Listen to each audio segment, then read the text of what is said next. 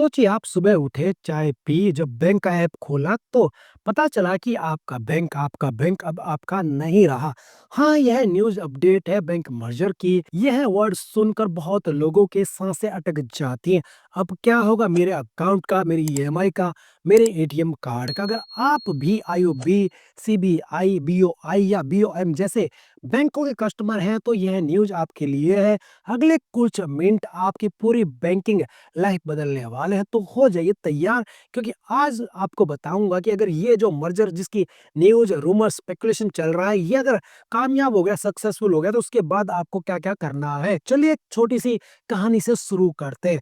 दोस्तों मेरा एक दोस्त है जिसका नाम है राहुल। राहुल को अपने मोहल्ले की पुरानी छोटी-सी शाम की दुकान से बहुत लगाव था। वो बचपन से उसी से सामान लेता था। एक दिन अचानक शाम की दुकान की जगह एक बड़ा हाई-फाई चमचमाता सुपरमार्ट खुल गया। सब कुछ नया था, बिलिंग काउंटर नया था, सामान रखने का तरीका नया था और हाँ, दुकान का नाम भी नया था। राहुल को शुरू में थोड़ा अजीब लगा।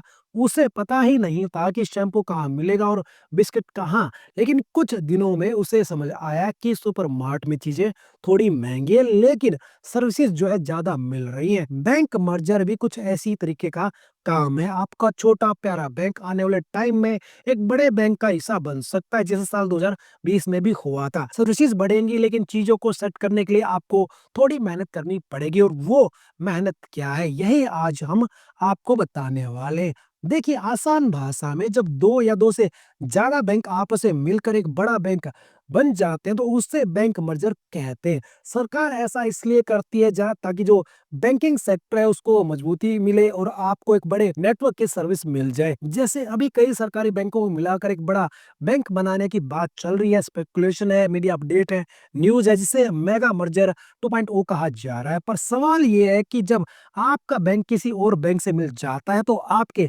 अकाउंट पर क्या फ़र्क पड़ता है? यहाँ आती है असली प्रॉब्लम। जो लोगों को कन्फ्यूजन होती है, डर होता है, वो यहाँ पर आपको समझना पड़ेगा। मर्जर के बाद ये 3 चीज़ें बदल सकती हैं जो आपको सबसे पहले ज़्यादा परेशान करेंगी। दोस्तों यह सबसे ज़रूरी है। मर्जर के बाद आपके अकाउंट का आईएफएससी कोड और कई बार आपका अकाउंट नंबर भी बदल जाता है। यह वो कोड है जिसके सहारे आपकी सैलरी आती है, इसलिए इसे हल्के में न लें। आपके पुराने डेबिट कार्ड, क्रेडिट कार्ड और चेक बुक अब इनकी एक्सपायरी डेट आ जाएगी।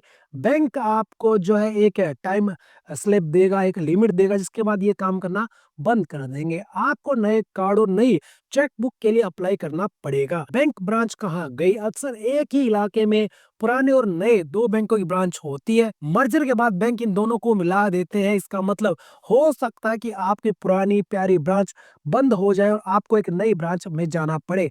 अब सुनिए वो 5 गोल्डन पॉइंट जो आपकी बैंकिंग लाइफ को बचाएँगे।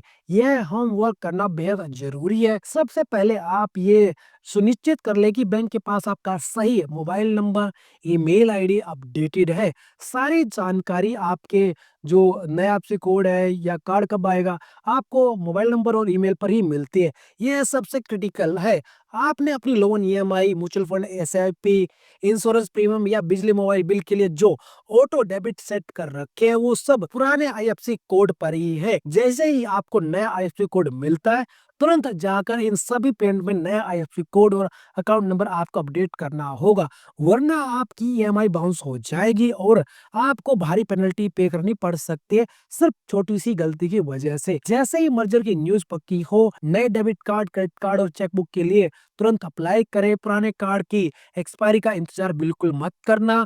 पुराने बैंक की इंटरनेट बैंकिंग वेबसाइट और जो मोबाइल ऐप है वो भी बंद हो सकती है। आपको नए बैंक का जो ऐप है उसको डाउनलोड करना पड़ेगा और नए जो यूजर नेम पासवर्ड है उससे लॉगिन करना होगा। एक नोटबुक ले, उसमें अपने नए आईएफएससी कोड, अकाउंट नंबर और कस्टमर आईडी को संभाल कर लिख ले।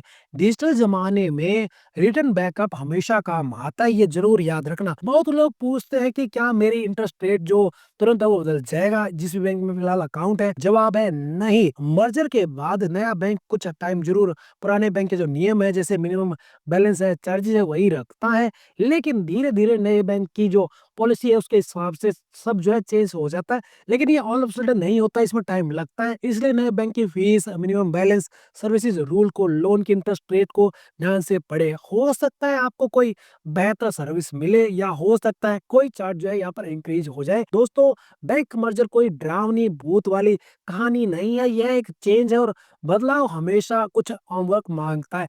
5 चीजें याद रखिएगा, IFSC code, EMI, card, app और कॉन्टैक्ट इन्फो। इन 5 चीजों को फोकस कर लिया तो आपका बैंकिंग ट्रांजैक्शन जो है एकदम स्मूथ होगा। यह जानकारी बहुत जरूरी है, इसे अपने दोस्तों और परिवार के साथ शेयर जरूर करें। और हाँ, ऐसे ही पैसे की जानकारी के लिए इस चैनल को सब्सक्राइब जरूर कर ले।